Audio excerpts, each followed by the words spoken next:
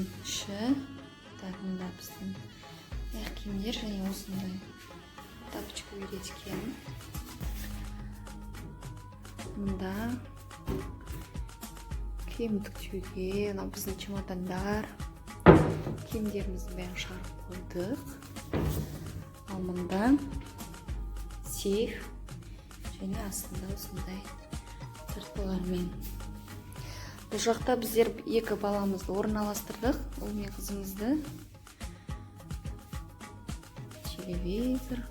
Енді бұл жақтың, бұл отельдің ашылғанына 10 жылдан аса уақыт болған. Мебельдері кішкене емес, но бірақ сапасы өте керемет. Мынау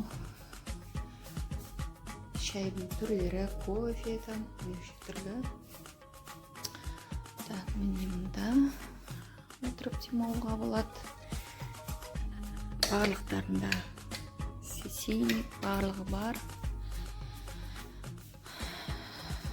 Міне мынау біздің, яғни төсек ұл мен қызға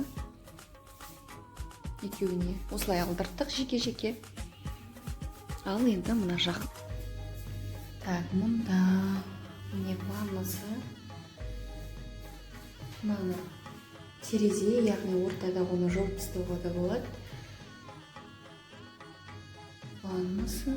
Мына жақта мінекей сүрмелері барлығы. Мына жерде душ. Мінекей фен барлық. Және осындай шампунь, тағы да басқа да заттар бар. Мынау балалар уже сабын ашып қойдық. Мінекей. Барлық сүрлері.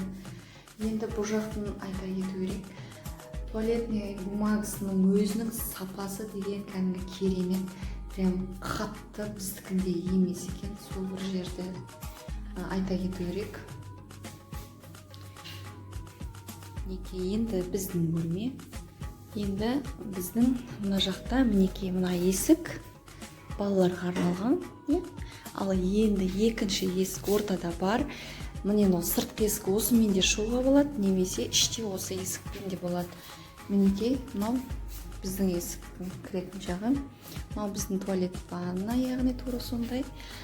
Мына жерде, яғни біздер барлық киімдерімізді осында жинадық, сейфке салатынды салып, осылай өзіміздің киімдерімізді осы жаққа реттеп қойдық.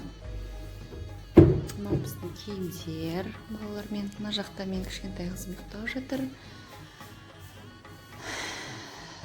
Мына жерде терезе, яғни пердесін жауып тастауға болады. Мынау біздің киімдер. Мынау жаңа ғана уборка жасап, күнделікті арнайы уборка жасайды, күнделікті чай нелерді әкеліп отырады. Енді балконға шығамыз. Балконнан біздің осындай көрініс көрінеді. Мына жерде отырып шай ішуге болады.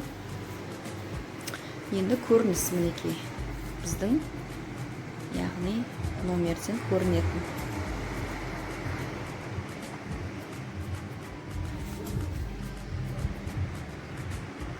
Осы жақта, ана жақта барлығына серуендеуге болады. Мынау тұрған, яғни оған адам басына бару үшін, мінекей осыған бару үшін адам басына $65 өте қымбат. Ал енді жарты сағатқа, анау 1 сағаттық енді жарты сағатқа аналармен серуендетіп қайту гидроциклмен, ол адам басына $90. Өте қымбат, да? Бір байқағанымыз, бұл жер Фуджейра қаласынан бір 45 километр деймін, ұмытпасам.